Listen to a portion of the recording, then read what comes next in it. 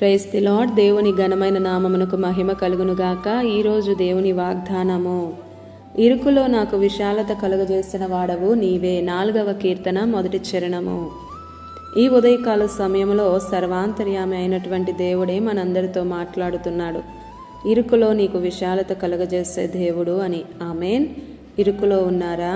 ఇబ్బందుల్లో ఉన్నారా? శ్రమలో నలిగిపోతున్నారా? ఎంతగానో నలిగిపోతూ వేదనతో ఉన్నారా? నీకు విశాలతను అనుగ్రహించే గొప్ప దేవుడు మన దేవుడు. ఈరోజు మనకన్నా దీనంగా ఉన్నవారిని ఒక్కసారి జ్ఞాపకం చేసుకోనండి. ఎందుకంటే ఈ స్థితిలోనైనా నీవు ఉన్నందుకు ముందు దేవునికి కృతజ్ఞతలు చెప్పు. ఏ ఇరుకులో నీవున్ననో, ఏ స్థితిలోనైనా నీకు విశాలత అనుగ్రహించే దేవుడు నా దేవుడు, నా నీతికి ఆధారమగు దేవా అని అంటున్నాడు దావీదు. నేను మొర్రపెట్టినప్పుడు నాకు ఉత్తరమిమ్ము అని. నీతిమంతుడు మొర్రపెట్టగా యెహోవా ఆలకించును అని వాక్యం సెలవిస్తుంది కదా. ప్రతి శ్రమ, ప్రతి ఇరుకు నుండి నిన్ను విడిపిస్తాడు. నీతి మార్గమందు నడవడానికి ఇష్టపడు.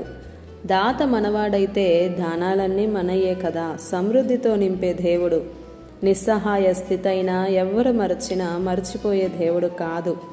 ఇరుకునందుండి నీకు మొర్రపెట్టాను, విశాల స్థలమందు నాకు ఉత్తరం ఇచ్చావని దావీదు అంటున్నాడు. ఇరుకు నుండి విశాలతకి మధ్య ఒక అద్భుతం జరుగుతుంది. ఇరుకనగా బలహీనత, శ్రమ, బాధ, ఓటమి, ఒంటరితనం, శత్రువు ఒక పక్క. బలహీనతలో ఎప్పుడు జయిస్తానో, శ్రమలో నుండి ఎప్పుడు బయటకు వస్తానని అనుకుంటూ ఉంటాం కదా అందరం. అదే విశాల స్థలం ఏంటంటే విజయం, సమృద్ధి, సంతోషం. ప్రియ సహోదరుడా, సహోదరి, ఇరుకులో ఉండి మొరపెడుతున్నావా? ఇరుకులో నుండి విశాల స్థలమునకు తీసుకుని వెళ్ళేది దేవుడే. తర్వాత నీ ప్రార్థనే నీకు ధైర్యాన్ని ఇస్తుంది.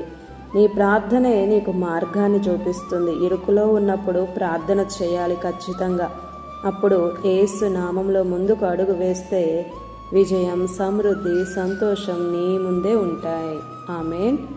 ఇది నా వాగ్దానం మనందరి జీవితాలలో నెరవేరాలని కోరుతూ దేవుని సువార్త పరిచర్యలో మీ సహోదరి ప్రసన్న.